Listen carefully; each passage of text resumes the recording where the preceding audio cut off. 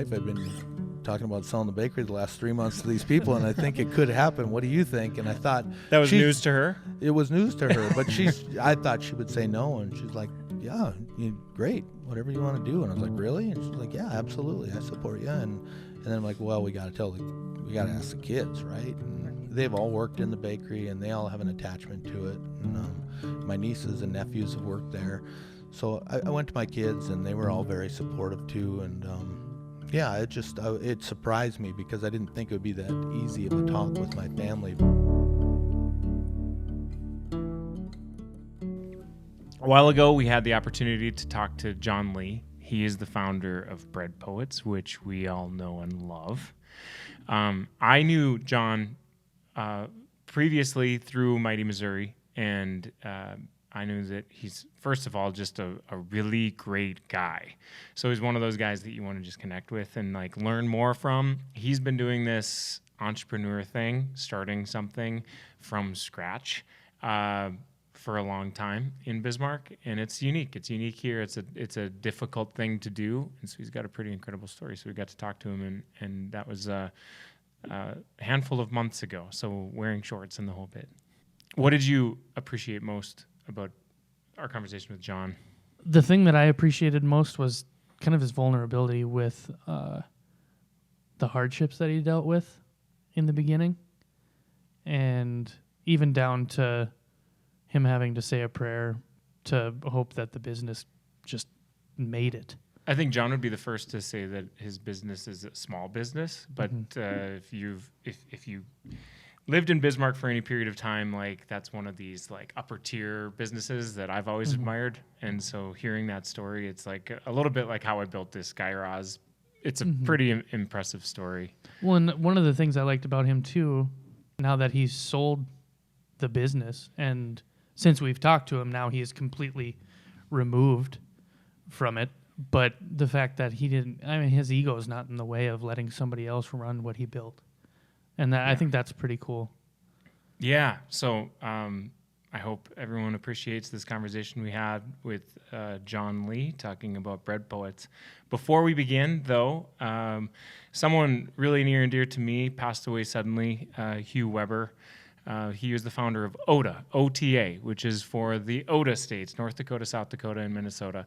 And several years ago, it was back in 2015, he came to me through a connection and just asked me to speak at one of these OTA events, and I said, absolutely not.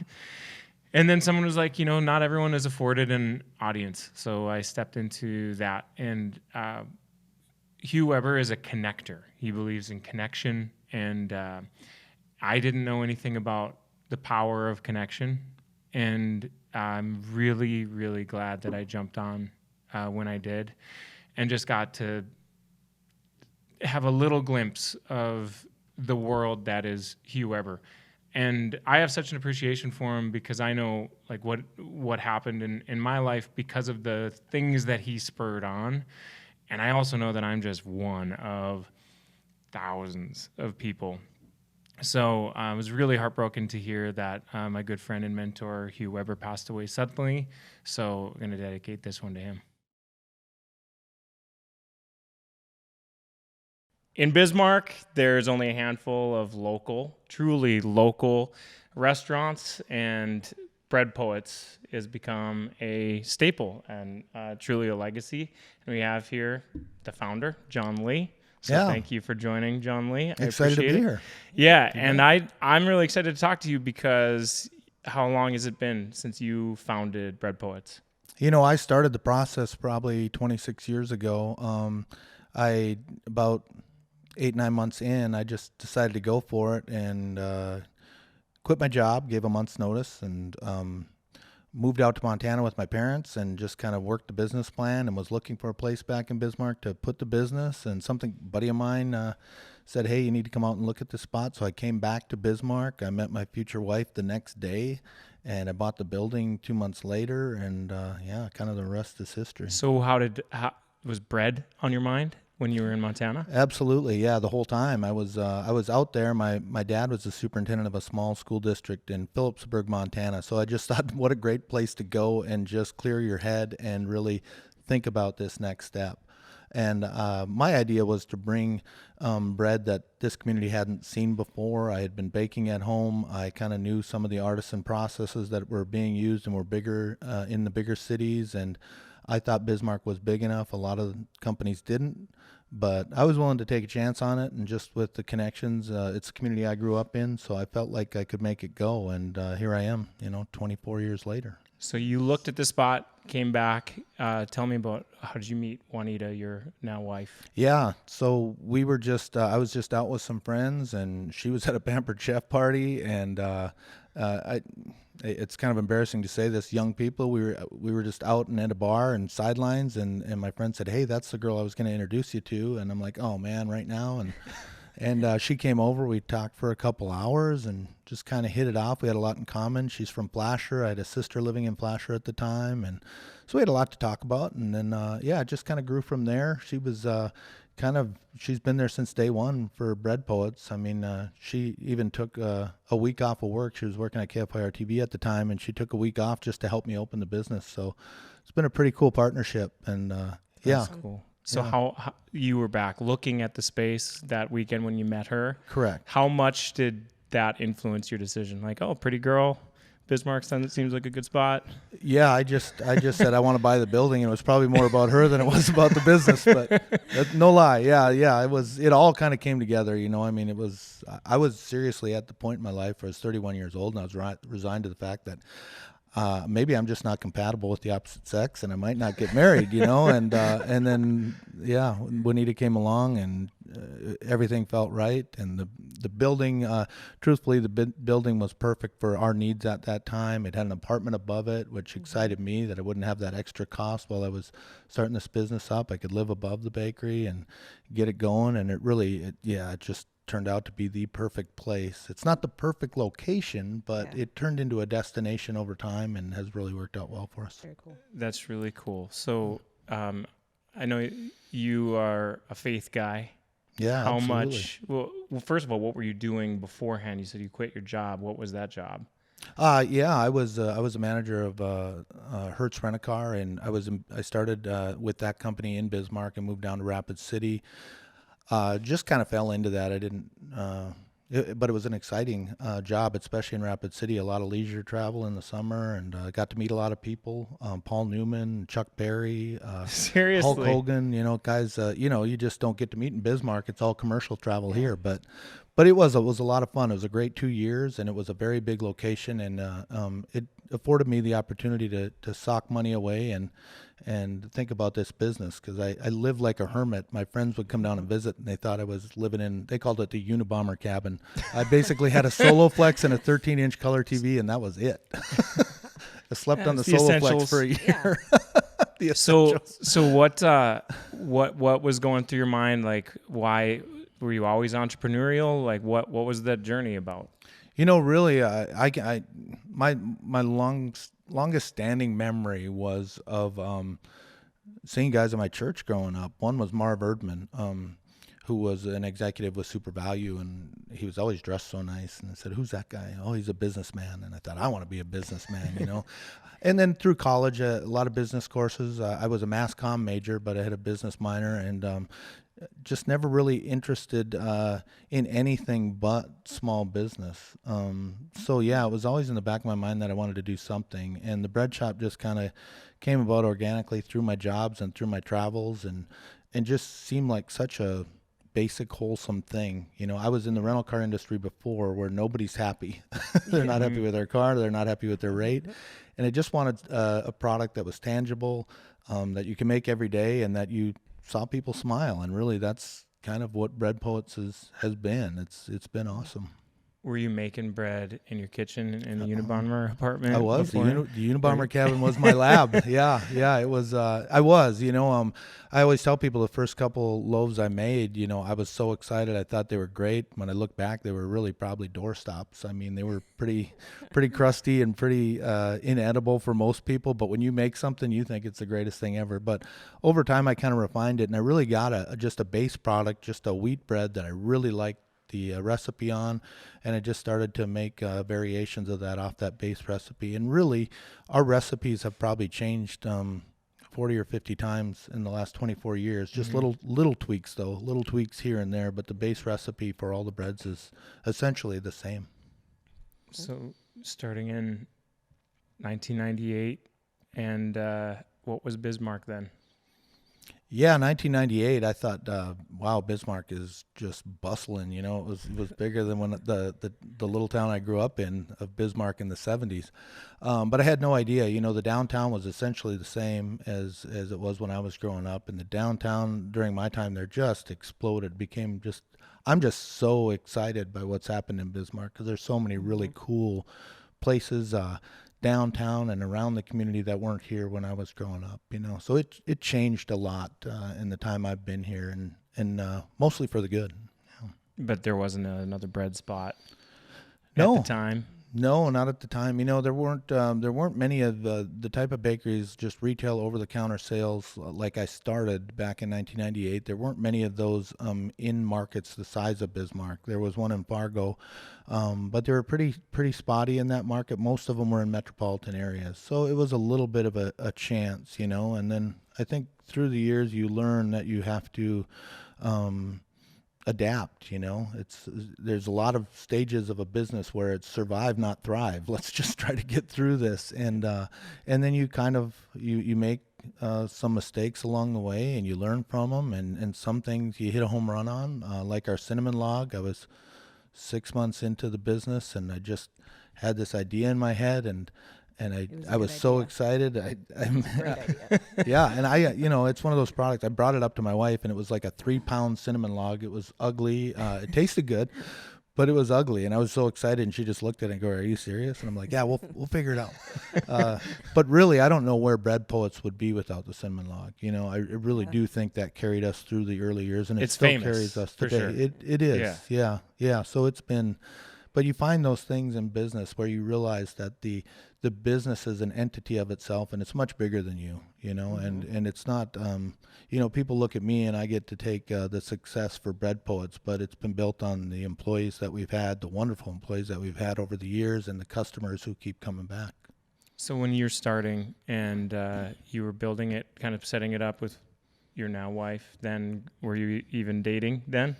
Yeah, we were dating. Yeah, Okay. I mean, she wouldn't have taken vacation to help some strange guy out. But yeah, you know, so we were open for not even a year, and it was Thanksgiving of the next year, and she again took vacation to help us with the Thanksgiving rush, and we were closing up on a Wednesday night. Thanksgiving was the next day, and I put the ring in the oven, and I closed the door on the oven, and she came up and I said, "Oh, hey, can you open the door on the oven?" We always open the door to let it cool off. And she opened it up, and she looked, and she turned around, and I was on one knee, and I asked her to marry me, and she still hasn't said yes, but she showed up at the church, and we got married. And That's a really great story. So I take it the oven was off. And the ring was in Right? there Yes, too. yes, Okay. it was. It was. I wasn't gonna bake that diamond. No. Yeah, it was good. So did you have employees up to that point yet, or how did that start? Were you alone, or?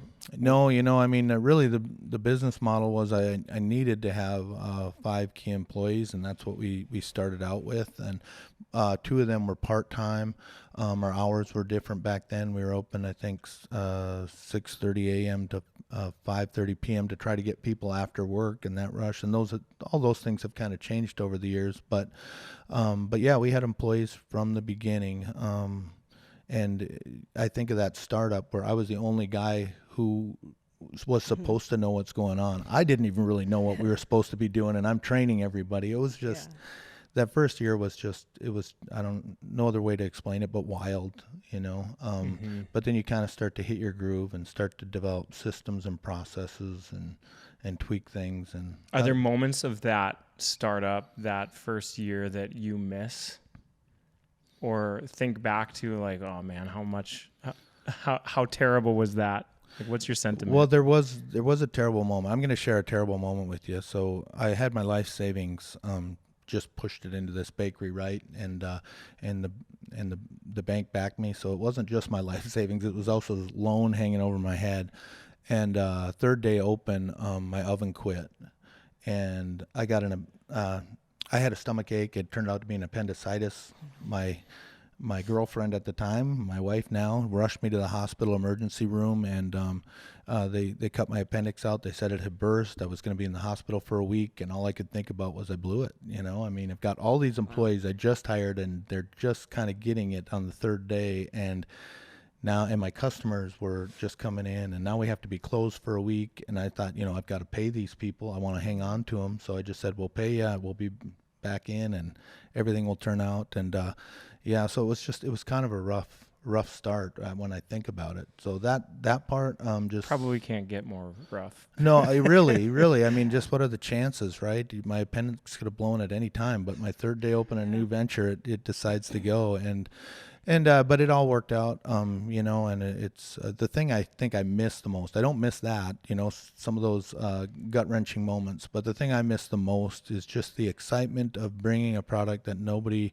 has seen or knows about in the community and educating them on it and having them come in and try it and see how great bread can be. I felt that in the beginning, like they had no idea this was out there, and those first couple of years, it was a lot of fun.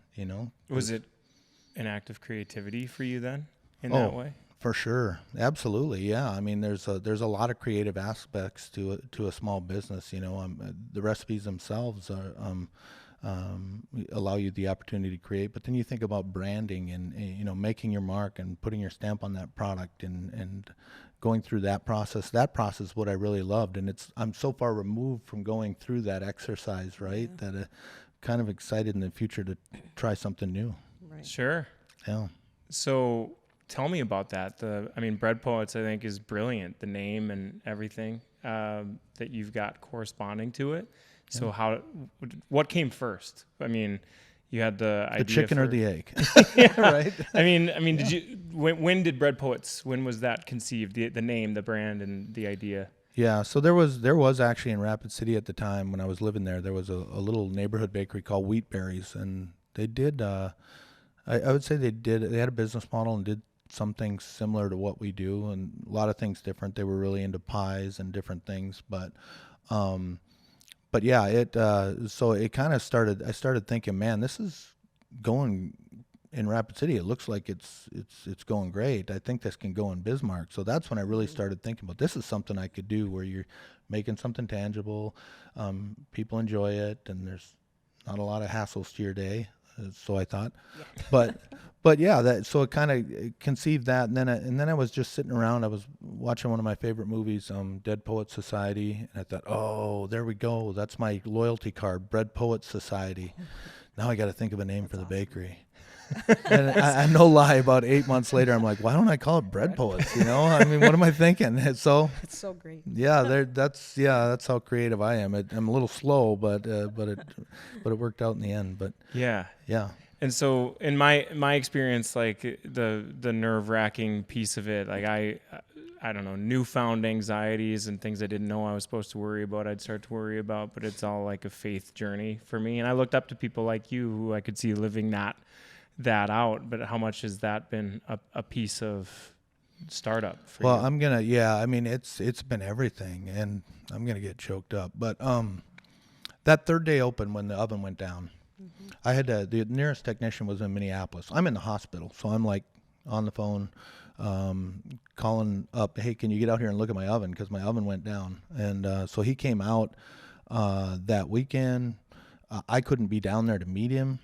He just said, yeah, I got it running. It's running fine. I'm like, oh, thank goodness. And a lot of prayer before this point, right? Just God. And it wasn't more, it was more, God, whatever you want me to do, if you take this from me, I'm fine. Just I'll wait on the next door that you open. And I really didn't know what was going to happen, but we got back there, the oven's working and everything's great, but there was a pit in my stomach, right? It's like that oven went down once, it could go down again. So fast forward a year later, the oven goes down and I'm not kidding you, we were open on Saturdays. It was like the last loaf of bread just slowly came back up to the oven door. It was like a Ferris wheel oven, a rotating rack. Sure. And came up to the oven door, and the burner shut off.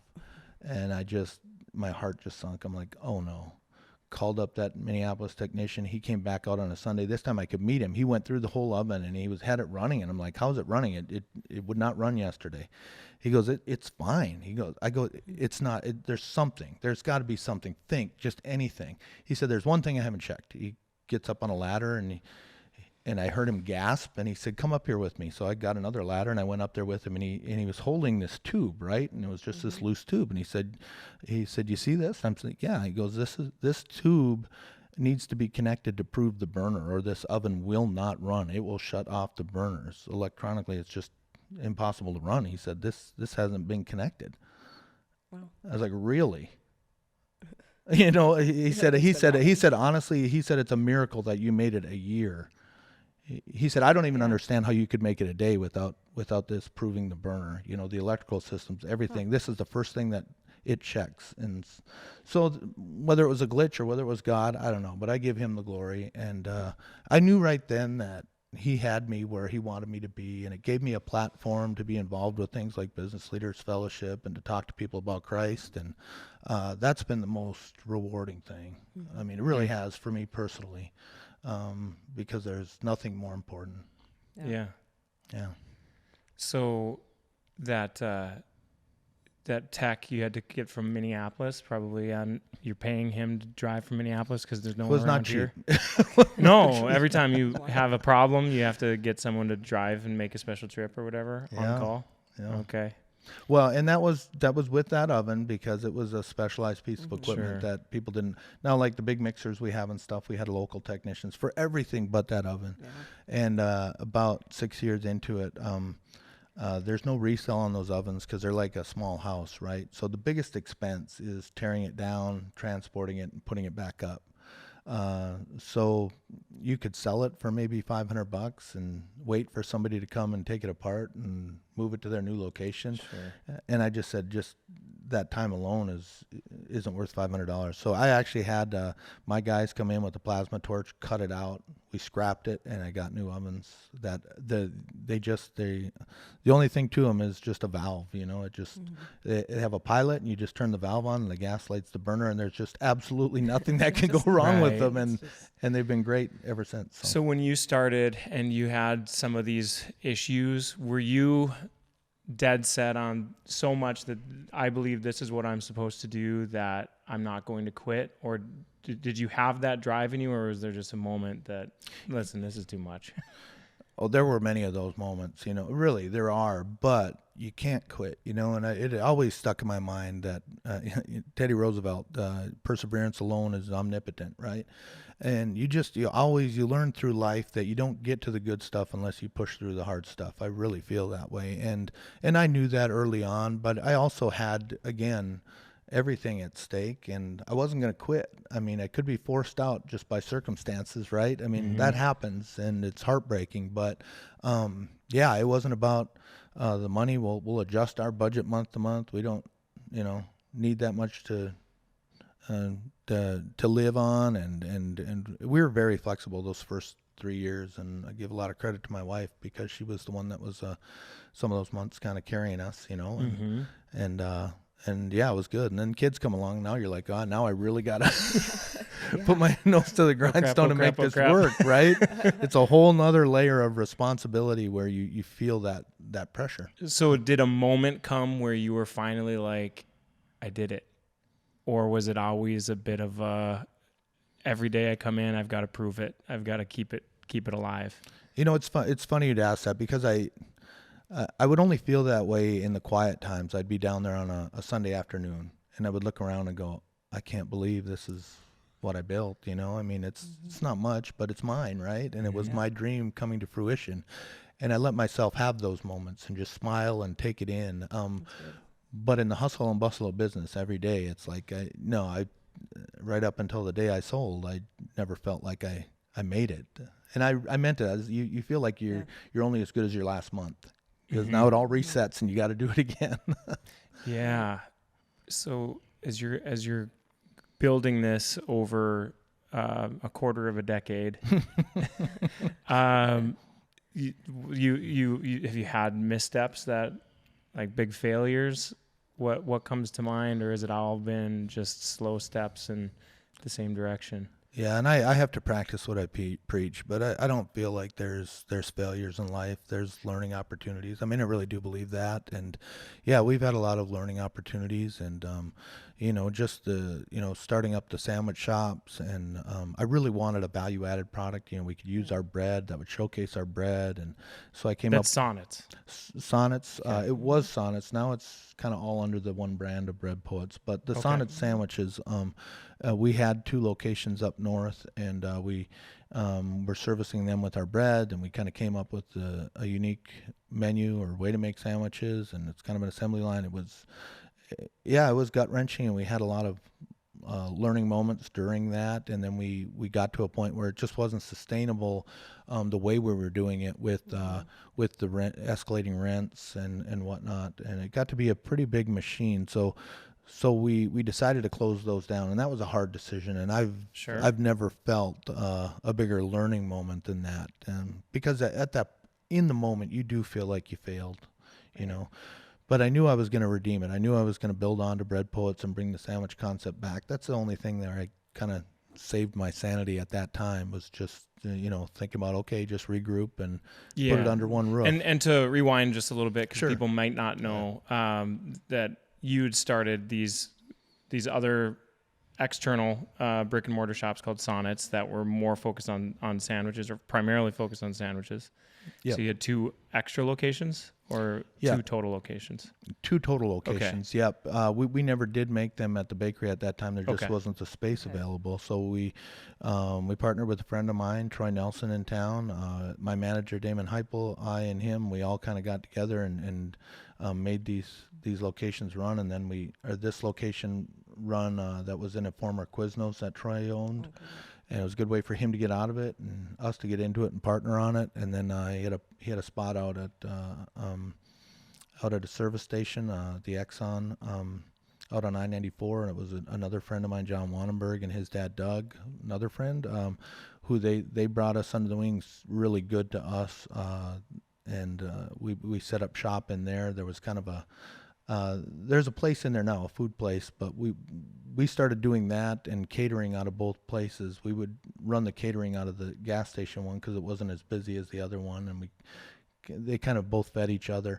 But when we decided to close down the one main location up north, which is where Nardello's is now, if anybody knows where that's at, I just didn't think the gas station could support itself, so we just shrunk it back and added onto the bakery and just brought the concept under. So once you had not had investors prior, and this one you had partners in? Right. Yeah. Okay. Yeah. Exactly. I hadn't before, and then I had 2 partners, and then we decided to buy out one of the other partners 1 year in, and so it was just the 2 of us, my manager and me, and then when we mutually decided to close those locations down, he decided to take a previous job he had that was kind of had enough of the experiment with Bread Poets and Sonnets, which was fine.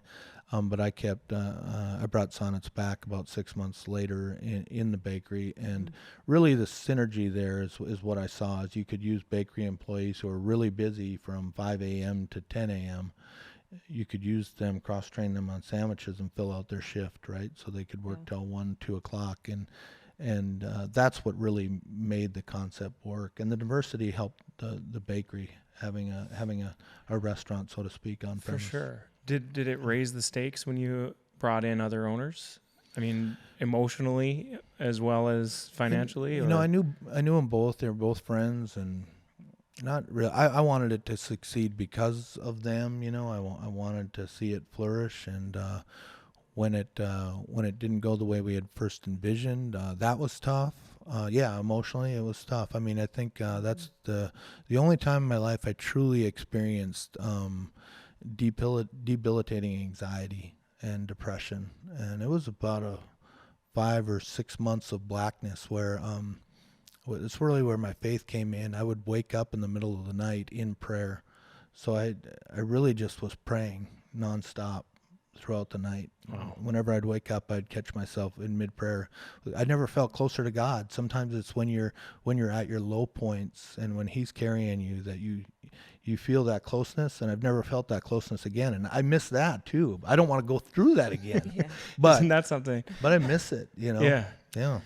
I've heard, and I after I went into business with my friends, that the best way to lose your friends is to go into business with them, and like, oh crap. Right, now you tell me. But really fortunate that everyone's still friends, but that's a touchy thing for sure, because everyone's tied into it, and everyone's great if you're making money. Yeah. Everyone's happy then, Yeah. but it's Very when true. the difficult questions come in, like, hey, Yeah. it's not working. Yeah, and it all worked out fine. I'm still friends with both of those guys, and they're great guys. And I always had the sole ownership of Bread Poet, so I had something. Everybody had something to fall back on, I guess, which makes it easier. If everybody was all in and it was all or nothing, that would be a lot tougher.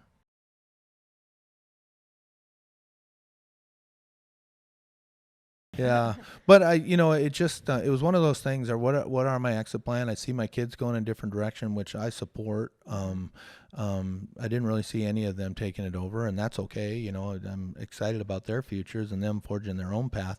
But then when you think about an exit plan, kind of had talked to felt out some employees if that could work, and maybe it would, maybe it wouldn't.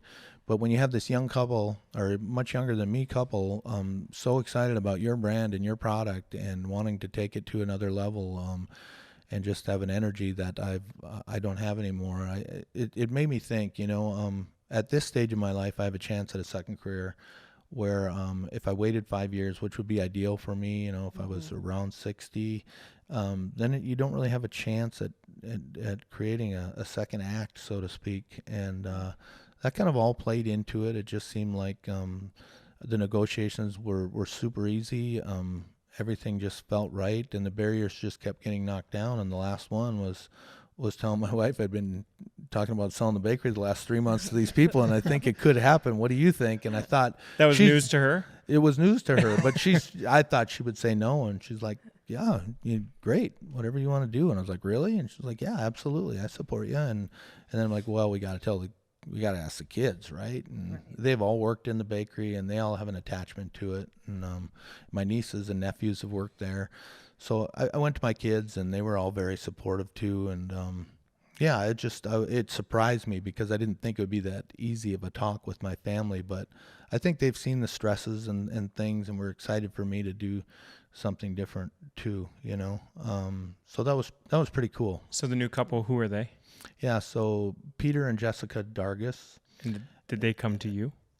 Yep, they did. And Jessica grew up in Bismarck, a lot of connections in Bismarck, and she's the CFO at Enable, and so she's going to stay there. And Peter was in IT, very successful and in that realm, but just wanted to. He reminded me a lot of myself. He's like, I just want to make something tangible, get involved with the community, talk to people every day, and they want to do it for the right reasons, which made it easy for me to have those discussions, because I see a lot of myself in them. So it was kind of cool. Yeah. And so looking into the future, I mean, how are you going to handle it, watching somebody else take your thing? Are you excited? Are you nervous, or what's that? I am totally excited. I still own the franchise company. They're franchisees, so I'm, the better they do, the better I do. So go set the world on fire as far as I'm concerned, But yeah, no, they've already made additions, they were committed to not making changes, and that was big to me too. They said, we're buying the business because we love Bread Poets, and they're going to keep the products the same, but we talked about other products they wanted to bring in. I said, that's fantastic, I'll help you formulate them, and we'll hit the ground running. So one of the new ones is Caramel Bites. It's just been setting the world on fire the last couple weeks. I saw those there. Yeah, today. they're kind of a pull that apart. Looks different. Yeah, it's a great product, but it just, again, that new energy, thinking outside the box, it's kind of what drives product development, and they're all about it. And so I would love them to be way more successful than I've been. Is it kind of energizing then to? It is. That new perspective. It really is, yeah, because they push me, right? 'cause if you had We want to that- do this, we want to do that, and I'll Yeah. help you make that happen. And then it's kind of sometimes you're pulling back the reins. Well, I've gone down this road before, and here's the pitfalls, and so it's fun to have. It feels like I'm an employee now of Bread Poets after I sold. I will be through the end of the year, but it's fun to have that owner that you can kind of guide and bounce things off of, and someone who is just all about it 24/7. They're going to make it work, and the energy I once brought to the business, I could kind of scale back a little bit and just help guide them. It's really I don't know, it's a special relationship. It's one I'm cherishing right now. Cool. That's awesome. Yeah. So looking back now, you have that conversation with yourself starting. You know everything now. What does that look like? What do you say? Wow. Yeah. I don't know. I wouldn't want to give myself advice because everything, when I look back on it, everything worked out, so beautifully, and I wouldn't want to change a thing, I mean, you think about, well, I'd tell myself not to do this, not to do that. It's like, no, that's life. I'm glad I made some mistakes, and I'm glad I learn from them and can kind of pour into my kids that it's okay. It's okay to make mistakes, but take the risk, take the challenge. Don't be afraid of it, but realize when you do that, you got to be all in, and you got to be all about it, and you got to bring the energy to it, because that's what's going to make your dream a reality. So yeah, I don't, I could give myself a lot of advice because there's a lot of things I wasn't, really up on, but I don't know. Young you would be upset with the conversation. Like, I wish he could have given me more. Yeah. And young me wouldn't be listening to me. Who's this old guy? So I don't know. It's like it's kind of funny when you're young like that and you have a vision. It's like it's hard for. I know I was that guy. It's hard for anybody to tell you anything because I was just determined, and I was going to make this work. And I had a lot of naysayers in the beginning, even other business owners downtown, like, really, you're just going to make bread? And I'm like, yeah, watch me, But yeah, so. Yeah, I don't know. If there was anything, I would just say don't sweat the small stuff, because I think we get caught up in that. We just get so fixated on the little things that we lose sight of the bigger picture. Like, you can have a down month; it's not the end of the world. You're okay. Just regroup and keep pushing on. Did it take you a while to get to that? I don't know if you'd call it maturity to know that. I mean, how tied in were your emotions to the monthly finances? Too much, really. They were. I mean, it was, I think my self-esteem and everything was wrapped up in what that number fell out to be at the end of the month. Very unhealthy. It really was.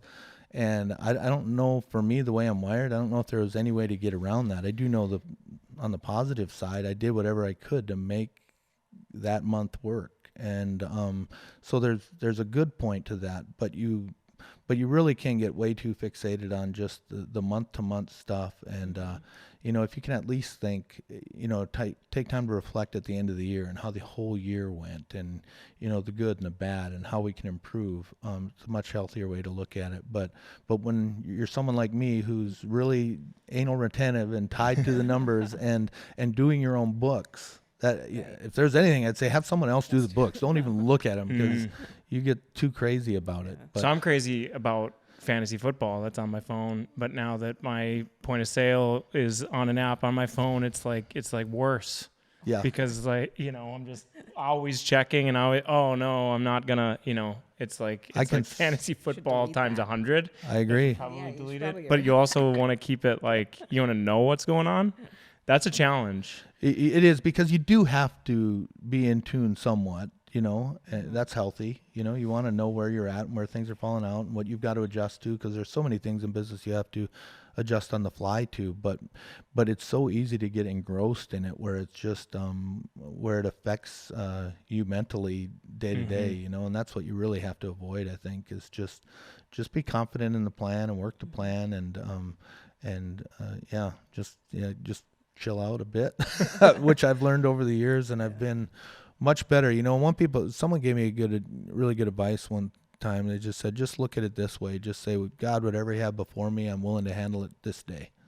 And when I started to think of that, and just reflect on that. It's like, yeah, okay, so we had a plumbing problem today, or the van broke down, or, the delivery van, or whatever happens in that day. Don't freak out.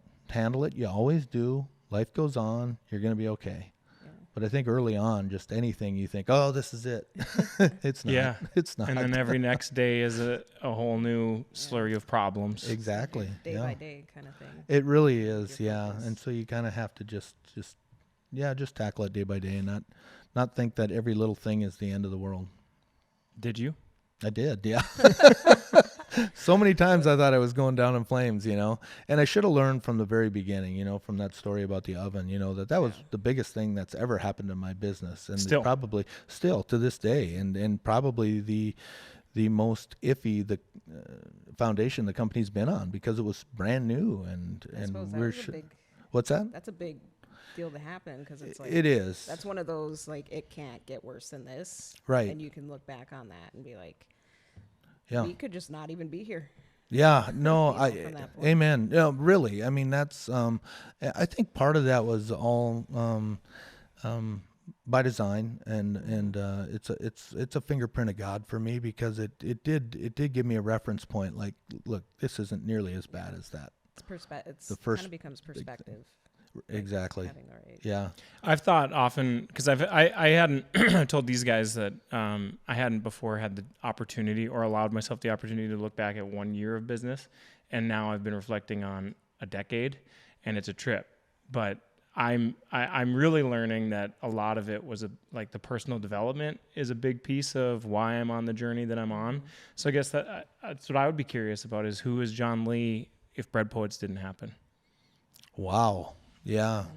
I don't know. I like to think I would still be the same person and would have learned the same lessons through other avenues in life. Mhm. I mean, I guess I don't know. But I think I would, if I took a different path, I think I was sitting here before you, I'd probably have different stories, but I really do feel like I'd have the same perspective. Cool. Yeah. Cool. So you kind of alluded to starting something, perhaps. Is there anything floating in your idea in your head right now? Any ideas you have? Probably a lot like you, Brian. There's a million things floating around in there, and things you could do. And I really at this point, I'm committed to helping these new owners and to doing the work each day. And so I really haven't let myself go too far with any of those ideas. There's still the franchise, that there's possibilities there. There's a number of different things with whether it be with my local church or with the school board that I'm involved with, or even politics, which just kind of got into more by necessity through running a school board campaign. That I don't know. I really don't know what the future holds. But yeah, I have a ton of ideas. I just don't know which way I'm going to go or what I'm going to do, and I feel kind of good about that right now. Yeah. When January 1st hits and I'm not going to the bakery every day, then I'm probably going to panic. Is that going to What be am a I doing? weight off your shoulder? I guess you won't know till you have it, I guess. Yeah, you're right. I won't.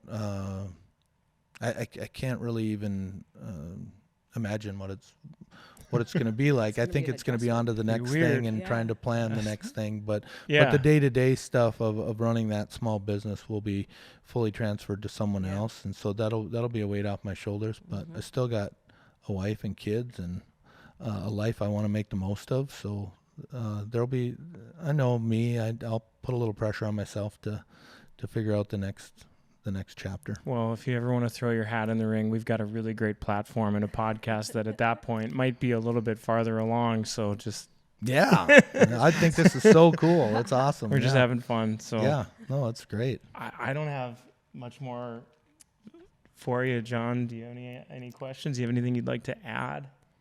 Yeah, a little bit, because like going back to just the cinnamon log.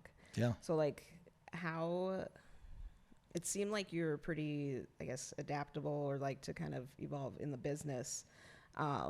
Like how often did that happen? Like, was that something that, because a lot of people don't like change, like this is how I'm going to do it. We can't add something new. Like, what was that like for you, in 24 years? Because if you had the same loaf of bread, would that look different, or would it be the same? Would it be as successful, or? You know, I think you hit on something there. Is people don't like change, right? Mm-hmm. And if you talk to my employees, I think the number one thing they would say that they didn't like about me, there may be other things, but they would say is he's always trying to change things and changing that. schedules and changing production times and stuff. And I've done that many times over the years. But That's great. it's just to keep pushing, right? So we've had a lot of other products that we've introduced and taken away, and it just depends on do they sell? You know, that's at the end is that what sells? We had a couple new products. It was about a year and a half ago now that they were called Pockets. They were kind of Like a hot pocket. kind of, yeah. It was probably more patterned off of a Texas kolache, you know, which is the ones I loved down there when I visited my friend in Houston were a biscuits and gravy kolache, but it's just a stuffed bread, right? And you think of cheese buttons or pierogies or things like that. It's along those same lines, and we made those for a few months, and they were great, but we never really got the traction or the production figured out. Or and Brian actually knows about them. I forgot about that, but we've talked about those before. I remember them well. Still really like the product. It just didn't really fit with what everything else we had going on, and I think it was pretty well received, but sometimes when the sales are up and down, it feels like, you know what, we're better off with just focusing on the other things that are going well. And then we started cinnamon rolls, and those turned into caramel rolls, which we still make today. Just kind of, you know, trying to introduce new things here and there that would, you know, create an excitement, but that also, you know, might become that next cinnamon log, which I can honestly say we've never found the next cinnamon log after the cinnamon log, but it's okay because the cinnamon logs are still doing great. So You don't know if you don't try. Exactly. It's like if it doesn't work, it doesn't work. Yeah. So, again, you don't know if you don't try it. Right. I know. And that's a very good point, because that's how I've always looked at it. Like, it doesn't hurt anything. Let's give it a run and see what happens, you know. Especially when you have a team of people, it's like, let's just try it. Yeah. And then I just kind of am like, if it doesn't work, which I know it's going to work, if it doesn't work, you don't like it, like, we'll get rid of it. Yeah. You know? It's all right. Yeah. It doesn't have to be permanent. And that's kind of how we've always looked at it. You know, I thought my next big thing was very early on, before the cinnamon log. 3 months in, I started making a German rye. I'm like, what better place in the world to make a sauerkraut bread, you know, a sauerkraut and rye. And it was really good. It just didn't sell. Yeah. So you got new people that they're going to be on their own in January, and the team is the same. The team's working with them now. Yeah, what's that Yeah, transition like? the transition's been great. The employees have been really receptive to them. You know, that was the other thing. I wanted to make sure that the people I was selling to or handing it over to would take care of the employees and would kind of manage the same way I do, because my employees are used to that. And really, it's been pretty seamless. They really value the employees like I do, and I'm glad they're there every day doing what they do. So yeah, all of that's been just super. And even when I go, I'm still in town, right? And they need anything, I'll be there, you know, and phone Work call on away, or I can run oven. down, work on the oven, right? Maybe I'll go to oven school just so they don't have to worry about Make some money. right? Oh, Yeah. Did you have to deal with, you know, touch on valuing employees? Like, do you ever have to deal with like a high turnover in your business, kind of in general, or like how do you value those people? Like, how do you show them value? Yeah, and people leave for a variety of reasons, right? But I read once that more often than not, people leave because of people, meaning coworkers, that there's friction and there's contentiousness. So we've tried to build a team and tried to hire a team over the years that could work well together. And I talk about this at the school board all the time. We need to build soft skills into our kids, you know, just being accountable and being responsible, dependable, and not just showing up for work on time, but getting along with others. 'Cause that's such a huge part of it. Everything else I can teach you. And work ethic, you know, we can deal with a little, you know, differences in work ethic and things like that. But if you can be the greatest employee in the world, I mean, just knocking it out of the park. But if you're creating drama and making people miserable, it just doesn't work, right? So So that's been a big part of it, just trying to screen people. Now it's gotten harder and harder as we've gotten into the labor shortages we've had, but we've taken some chances on people who've come out of recovery, and they've been just phenomenal. As long as they're in a program and sticking to the program, I think it's something business owners need to look at, because you get a really quality person that's been through the ringer and is so thankful for the opportunity. That's awesome. Yeah, it's been fantastic. I never would have thought of that. I made a lot of changes when I first started up. You had to wear khakis. You had to wear the uniform. You couldn't have tattoos. You couldn't have piercings. And I'm like, well, that's all out the window. Yep. Everybody has some now, even my daughter. Oh my gosh, that's what the gray hair's from. Yeah. But yeah, so times change and you kind of have to change with them, right? Yeah. But really just finding employees that get along is a huge part of the puzzle, I think. Yeah. Very, very cool. Yeah. Cool. Do you have anything else for us? No, I still love Bismarck. I mean, I loved it growing up here. I was so excited to move back here, and it's just one of the last great places in my mind. It offers so much opportunity, and the people are so genuine and awesome that I wouldn't want to be anywhere else March through December. Yeah. January, February. I might want to be somewhere else. I'll leave it at that. Yeah. Yeah. Cool. Well, thanks for joining us. Yeah, thanks thank for you. your wisdom. Yeah, Look up to you. So Thanks for having Yeah. me. It's been awesome. Yeah. Appreciate it. 100%. Great. Thank you. Thanks, John. You bet. Thanks for tuning in. I'm Brian Jackson with Mighty Missouri Coffee. With me is Nolan Johnson with Quantum Digital. So if you like how this sounds and looks, thanks to Quantum Digital, if you like the way that this smells and tastes, that's thanks to Mighty Missouri Coffee. Coffee to your door, mightymissouri.com.